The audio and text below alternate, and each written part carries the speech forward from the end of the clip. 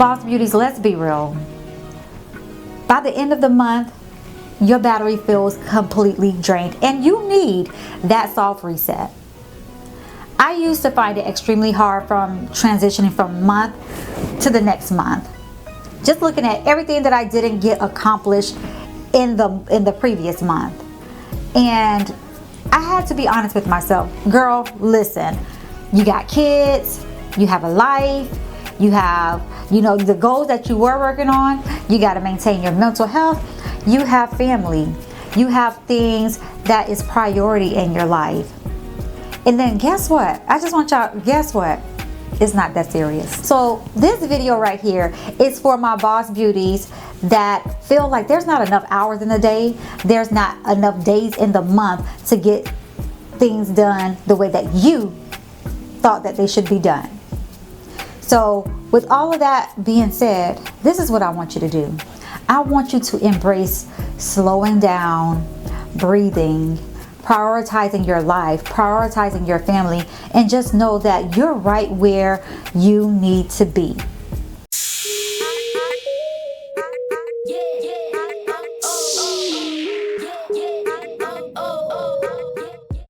So what? Everything that was on your checklist, on your to-do list didn't get checked off. Who cares? I bet when you go back and you look, you got some stuff accomplished. You got some things done that was priority for you. So let's embrace slowing down, breathing, and just understanding you're right where you need to be. So every month I go through this monthly reset routine that gives me the opportunity to celebrate me, celebrate my wins, even my losses, but most importantly, it gives me perspective and guidance on how I need to move and navigate the upcoming month. And it's something that I want to share with you. That way, if you want to implement this into your monthly reset routine, be more than happy to do so. But this is something that I have found that works extremely well for me.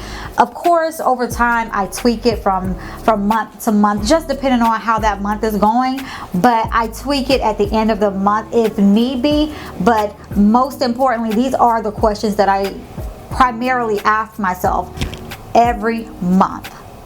Let's get into it. So every month I ask myself, Keita, are you okay? Now, whether the answer is yes or no, it doesn't matter. And the reason why I say it doesn't matter is because whether it's yes or no, I take it a little further. I then write down, no matter if there's a yes or a no, I write down why I'm happy or why I'm not. If I answer no, I'm gonna write down why am I not happy, and then what do I want to do to change that no into a yes for the upcoming month. That has helped me tremendously with just always checking into myself, giving myself perspective, sometimes being able to identify different struggles and different triggers in my life that may be still popping up that I thought I healed from, but still comes up. So if I answer at any point at the end of the month going into that new month and I ask myself, Keita, are you happy? And I answer no, that is a red flag to myself to stop, pause. It's time for me to check in and to evaluate. Now, if I write down, yes, I'm happy, I'm going to write down why I'm happy. Whether I'm happy because I just feel good inside, spiritually, mentally. Sometimes I go through and I hope to feel this all the time, but not all the time. I can't say that I feel positive all the time, but I tend to feel extremely calm and happy a lot, and not necessarily happy but joyful, so whether it's just something that simple with my yes, that I just feel joyful, I just feel inspired, I feel like something in the atmosphere is moving, but I can't quite put my finger on it, but I can feel it in my spirit that something is changing, whether it's the narrative that is changing within, my subconscious. If that answer is a yes as to me asking myself, Keita, are you happy? I still elaborate on why it is that I'm happy, so that I can, number one, do more of whatever that is, and then add to my happiness or to that yes. The second thing that I typically do is I look over my goals for the previous month, and I'm looking to see my growth. I'm not looking necessarily to see what I didn't get accomplished. I'm looking at what I did get accomplished and how I'm growing from month to month. And I know, trust me, I know it may not look like you're doing a lot. You may not feel like you're achieving what you need to achieve, or you feel stagnant, or maybe you even feel like you're not truly moving or progressing, but you are. That's why I always recommend journaling. Journal. Write down everything that's going on in your life, how you're feeling, what you got accomplished every day. If you journal, if you get that journal out, I don't care if it's in the morning, I don't care if it's at night, and you journal about your day. I typically like to journal at night because I like to write down how I felt throughout the day before I go to bed, like what I'm extremely happy about, what I wish I got done. That way I can, at the end of the month, I can look back and say, okay, on this day I got this amount done. Maybe this day I was struggling with something, but I like to look back at my goals to see what I did get accomplished. I don't care, honey, if it was me getting out the bed earlier to get my exercise on, okay? Okay, because it's a struggle. It is a struggle. So that alone is growth. Sometimes, babes, y'all got to give yourself grace. You have to stop, being so hard on yourself. You got to stop thinking that you're far behind, because you're not. You're right where you need to be. You just need to just hone in on what feels good to your spirit. What are your personal goals? And are you just making steps to achieve it? Listen, babe, slow down. If I can give you any advice, my advice to you would be to slow down, breathe, and just let you be. Whatever that be is, whether your be in that moment is being happy, whether that be your be in that moment is being still, whether that be in your moment is tackling one of your goals on your dream, one of your tasks for your dream goals. I just want you to give yourself grace and understand you are moving along. But that's something that I do is I look at my goals before I go into the new month. I look at what I did get accomplished. The next thing that I do after I do that is I then, for the upcoming month, I set realistic goals in the 4 pillars of my life, which is my personal, family, business, and spiritual. And keep in mind, when I say personal, make sure when you're setting personal goals, those are just for you. That's not your family. That's not, your relationship. When I say my personal goals, that's for me. And that's whether or not, if I want to increase my water intake, for that particular month. I set realistic goals. I used to be somebody that used to just pack on, all kind of goals that I need to get done from month to month to month. And then it's not really realistic for me. It's not realistic for my schedule, for my lifestyle. I still have minor kids. My daughter is getting ready to enter her senior year in the upcoming school year. These kids is getting ready to get out of school and be here every day in this house for the summer. I have to set realistic goals because keep in mind, when you do not set realistic goals and you start to feel like you're not getting things accomplished, right? Because you have all this stuff on your to-do list, all these tasks to get these goals accomplished, but you can't really tackle them because of the type of lifestyle you have. My lifestyle is going to be different than someone who has no kids, who's single, who can hit the gym 5 times a damn day. Okay? I can't do that. I can't do that. I have to find ways around and ways to implement, you know, going to the gym in my day. I have to get up earlier so I can have quiet moments, because you know, once these kids get up, question after question after question after question, baby, question after question. Okay, so my lifestyle is good, it's set up different, so therefore I have to look at my lifestyle and I have to set realistic goals for me. That's why I have to look at the 4 pillars. And when I look at the 4 pillars, for me, that is going to be personal, that's family, that's business, and that is, you know, spiritual. So I didn't even realize, like, I'm just gonna tell y'all something. So one of my personal goals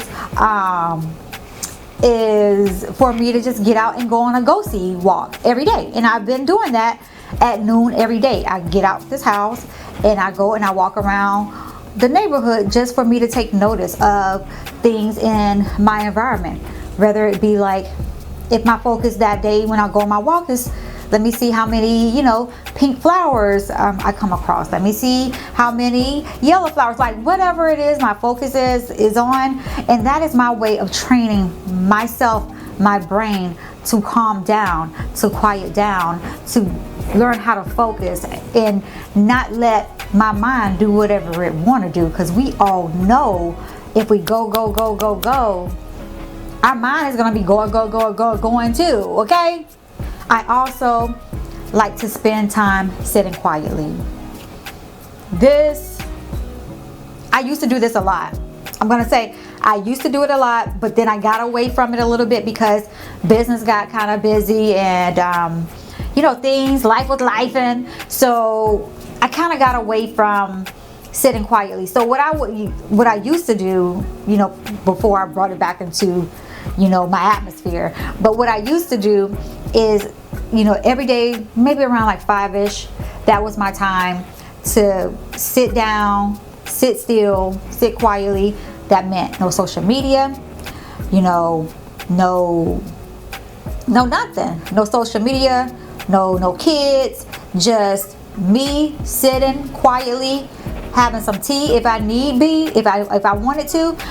And me just vibing with God, you know, me talking to my Father, or you know. So I had kind of gotten away from it because life had gotten busy. But as of late, I had been feeling like very, very, very anxious.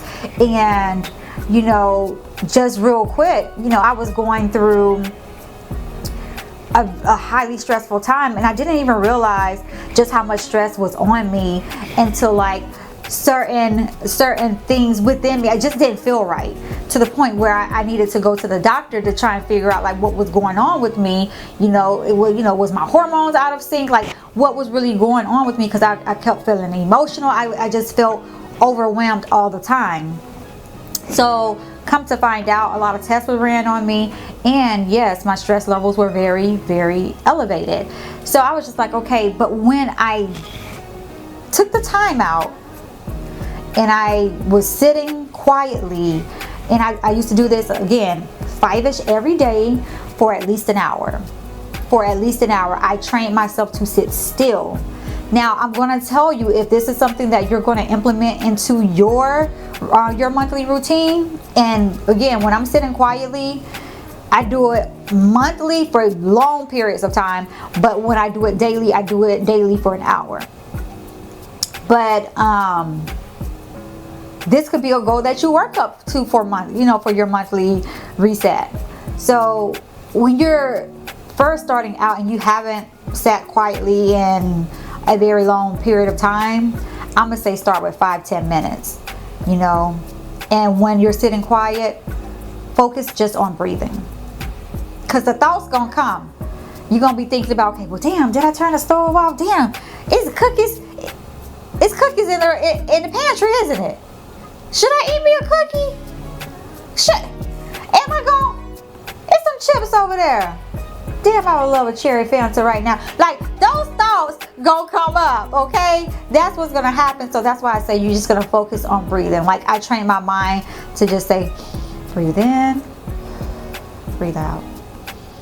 In, out. That way, as the thoughts come, I just let the thoughts come and I let them go. And over time, I just found that when I implemented this into my routine and it became a habit for me, them thoughts just went away. My body was just trained to that sit down in this moment, okay? This is the time that we sit still. This is the time that we don't think. And during those times, I didn't have all that stress. So that's why I brought it back, okay? I'm like, okay, I understand that business and you're trying to get things moving along, but you have to check in, and you always got to take care of you. You've always got to check on you, because guess what? None of those goals become a reality in your life if there is no you. So yeah, check in on you, boo. Sit your ass down and be still and shut up, okay? Next, I always recommend having some sort of self-care routine. So daily, of course, I like to do my whole skincare regimen, but monthly, my self-care routine is still skin related, because it's mostly me doing, my chemical peel, or doing me a facial, or what have you. Your self-care routine may not be that. Your self-care routine may be like, at the end of the month, I want to have read this book, or at the end of the month, I want to sit down and I want to read, a novel. It don't have to even be anything where you're learning anything.